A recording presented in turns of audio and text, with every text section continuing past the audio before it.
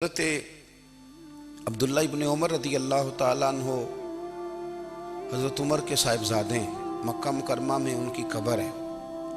मैंने जब उन्हें पढ़ा तो मुझे उनसे बड़ा प्यार हो गया। लेकिन आपको पता है वहाँ जाके किसी शख्स का मज़ार तलाश करना या पूछना एक मुश्किल काम होता है। तो एक दफ़ा मैं मक्का शरीफ में हाजिर था तो एक गाड़ी वाला ड्राइवर मुझे कहने लगा कि मौलाना मैं आपको जानता हूँ, मुझे आपसे मोहब्बत है, एक बात बताऊँ आपको। मैंने कहा बताओ। कहने लगे हज़रत अब्दुल्ला इब्न उमर की कब्र देखनी है। मैंने कहा ये तू नहीं कह रहा, ये किसी ने बंदोबस्त कराया है, ये अल्लाह ने तेरे दिल में बात डाली है, ये हो गया, तू ले चल मुझे। हज़रत अब्दुल्ला इब्न उमर को नबी पाक ने फरमाया था राजुलुन सालिह, ये नेक बंदा है, ये मुत्तकी आदमी। हज़रत अब्दुल्ला इब्न उमर रदी अल्लाह ताला अन्हु सैयदना फारूक आज़म रदी अल्लाह ताला अन्हु के साहिबजादे हैं और इनकी हमशीरा सैयदा हफ्सा रदी अल्लाह ताला अन्हा हुजूर की ज़ौजा मोहतरमा है। एक दिन अपनी हमशीरा से कहने लगे कि नबी करीम सल्लल्लाहु ताला अलैहि वसल्लम घर में आए ना, और अगर हुजूर गम उम्मत में परेशान ना हो, तबीयत को हशाश बशाश देखो, तो ज़रा पूछना तो सही हुजूर का मेरे बारे में क्या ख्याल है, पूछना तो सही कि करीम की बारगाह में मेरा क्या मकाम है, मेरे बारे में हुजूर क्या फरमाते हैं। अब बहन को काम बताए और बताए भी भाई, और फिर बहन वो काम ना करे, ये तारीख में होता नहीं। हज़रत उमर फारूक रदी अल्लाह ताला अन्हु की साहिबजादी उम्मुल मोमिनीन रदी अल्लाह ताला अन्हा फरमाती हैं कि मैं तो बस मुंतज़िर थी। उन्होंने तो कहा था ना कि अगर तुम हशाश बशाश देखो तो बात करना, लेकिन हुजूर तशरीफ़ लाए, मेरी बारी थी, मेरे घर तशरीफ़ लाए, खाना पेश किया तो फौरन मैंने अर्ज़ की हुजूर एक बात पूछनी थी। तो हुजूर ने फरमाया पूछिए। मैंने अर्ज़ की हुजूर मेरे भाई अब्दुल्ला इब्न उमर के बारे में आपका क्या ख्याल है। नौजवानों मेरी बात पे गौर करना, मेरे भाई के बारे में आपका क्या ख्याल है। तो नबी करीम सल्लल्लाहु ताला अलैहि वसल्लम ने मेरी तरफ देखा और फिर हुजूर ज़ेरे लब थोड़ा मुस्कुराए। और बरेली के इमाम कहते हैं कि हुजूर मुस्कुरा देते थे ना तो जो बड़ा दुखी होता था वो भी हंस पड़ता था। अब सवाल पैदा होता था कि फिर तो उस मुस्कुराहट के लिए इंतज़ार करना पड़ता होगा कई कई महीने कि हुजूर मुस्कुराएं तो रोने वाले हंसें। तो आला हज़रत फरमाते नहीं, इंतज़ार नहीं करना पड़ता, ये मुस्कुराते रहना तो हुजूर की आदत है। जिसकी तस्कीन से रोते हुए हंस पड़े उस तबस्सुम की आदत पे लाखों सलाम। ये तो आदत है हुजूर की मुस्कुराते रहना, इसके लिए इंतजार नहीं करना पड़ता। भाइयों आप ख्याल रखेंगे, गौर करेंगे। हजरत अब्दुल्ला इब्न उमर रदी अल्लाह ताला अन्हु के बारे में पूछा तो सैयदा फरमाती हैं कि नबी करीम सल्लल्लाहु ताला अलैहि वसल्लम ना ज़ेरे लब मुस्कुराए और फरमाया हफ्सा तेरा भाई है तो अच्छा, लेकिन मैंने सुना है कि इशा की नमाज पढ़ता है तो फजर तक सोया ही रहता है। ओ नौजवानों, 10 बजे तक सोने की बात नहीं हुई, 9 बजे तक सोने की बात नहीं हुई, 11 बजे उठने की बात नहीं। हुजूर फरमाने लगे मैंने सुना है कि इशा की नमाज पढ़ के सो जाता है और फजर तक सोया ही रहता है।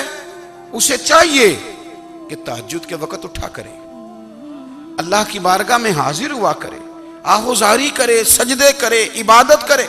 उठता है और फजर में जाके उठता है।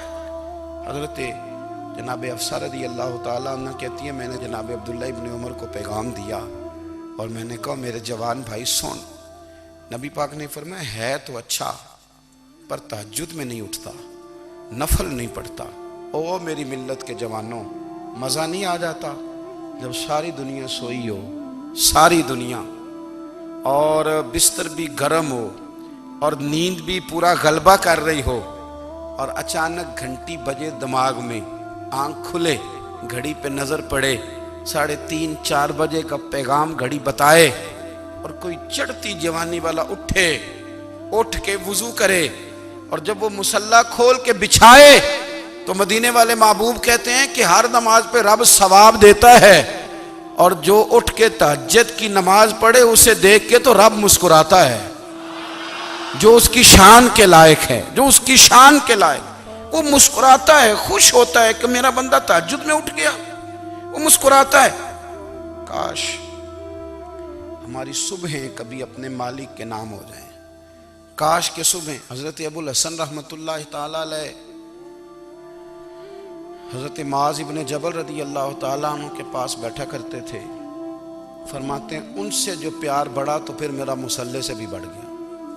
ताबीएं फरमाते हैं सहाबी रसूल से मोहब्बत हुई तो जिक्र से भी हो गई, फिर दुरूद शरीफ से भी हो गई। मोहब्बत उनसे बढ़ी तो फिर अल्लाह ने मस्जिद का प्यार भी बढ़ा दिया।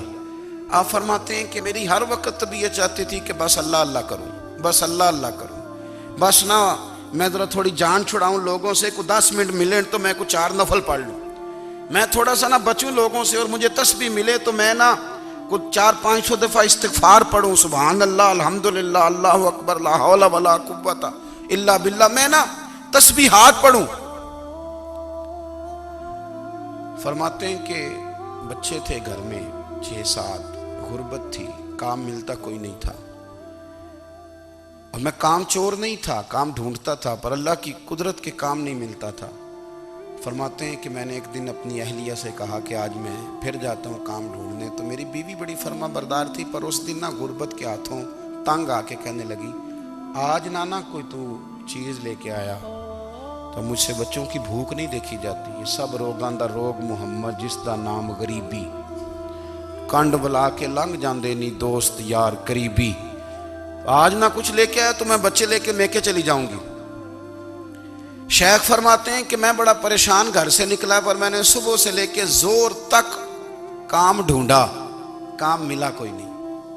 तो मेरे दिल में ख्याल आया चलो काम नहीं मिलता तो अल्लाह अल्लाह तो करे ना, चलो बंदों की मजदूरी नहीं मिलती तो रब करीम की इबादत ही करते हैं। फरमाते हैं कि मैंने ना फुरात के पानी से वुजू किया, नहर के, शदीद धूप थी, साथ रेत थी और रेत तप रही थी।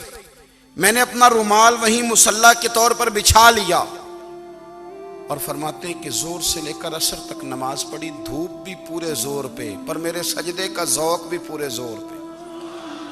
फरमाते हैं सूरज भी चमक रहा है और रब की इबादत का ज़ौक़ भी पूरे जोर पे। मैं सजदा करूं तो फिर मेरा उठाने को जी ना चाहे। मेरे उस्ताद लिखा करते थे, ये उनका शेर है, वो कहा करते थे मुझे सोज दे, मुझे साज दे और मुझे नीम शब का न्याज दे, दमे सजदा खुद को मैं तोड़ दूं, मुझे ऐसा ज़ौक़े नमाज दे। और मैं तेरी बहार का फूल हूं, मैं खिला भी हूं तो तेरे लिए, मुझे मेरी शाख से तोड़ ले, मुझे अपनी जुल्फ का नाज दे। भाई फरमाते हैं कि असर तक मैंने नफल पढ़े, दिल ढलने लगा, असर की नमाज पढ़ी और मैं वहां से चला। अब मैं जब निकलने लगा तो दिल में ख्याल आया कि छोटी छोटी दीवारें हैं घर की, बगैर कुछ लिए जाऊंगा तो बीवी दूर से देखेगी तो शोर करेगी कि फिर खाली हाथ आ गया है।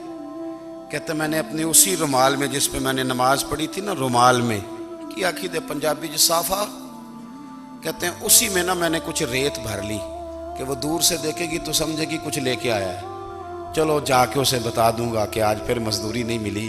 कहते हैं वो रेत लेकर जब मैं घर में गया तो पहले बीवी दरवाजे पे खड़ी होती थी, पूछती थी खाली हाथ आ गए हो, आज मैंने देखा तो है ही कोई नहीं। फरमाते मैं अंदर दाखिल हुआ, सलाम लिए, कोने में मैंने वो रुमाल रख दिया और मैंने आवाज दी कि भली मानस कहाँ हो, तो वो कहने लगी आप मुंह हाथ धो ले, मैं रोटी लेके आई। मैंने कहा रोटी कहाँ से आ गई, यहाँ तो कई दिनों के फाके, तो कई दिनों की गुर्बत है, यहाँ तो इस घर में तो फकीरी है। फरमाते हैं कि वो रोटी लेके आई और उस वक़्त की जो मौजूदा नेमतें थी, समझ लें सलाद अचार हर चीज़ साथ लाई। मैंने कहा कि बच्चे कहाँ गए, कहने लगी वो खाना खा के खेलने गए, आप खाना खा लें आ जाते। खाना उसने चुन दिया। मैंने हैरत अंगेज लहजे में सारी नेमतें अपने दस्तरखान पे देख करके बीवी से पूछा ये कहाँ से आया खाना, बच्चों को तूने कहां से खाना खिलाया, ये सारा कुछ कैसा है। तो कहने लगी पता नहीं आज आप किस करीम की मजदूरी करने चले गए थे, पता नहीं किस करीम की, मेरे घर में तो इतनी नेमतें आई हैं कि मुझसे संभाली नहीं जा रही, इतना अनाज है, इतना गंदुम है, किस करीम के दरवाजे आज चले गए थे। ये कहते कहते वो उठी और उठ करके कहने लगी पहले ही बड़ा कुछ आया था, अब क्या ले आए हो? और जा करके ना उसने वो रेत वाला रुमाल खोला, कहने लगे मैं तो लेके आया था रेत, तो मेरे रब ने उसे भी सोने और हीरे बना दिया था।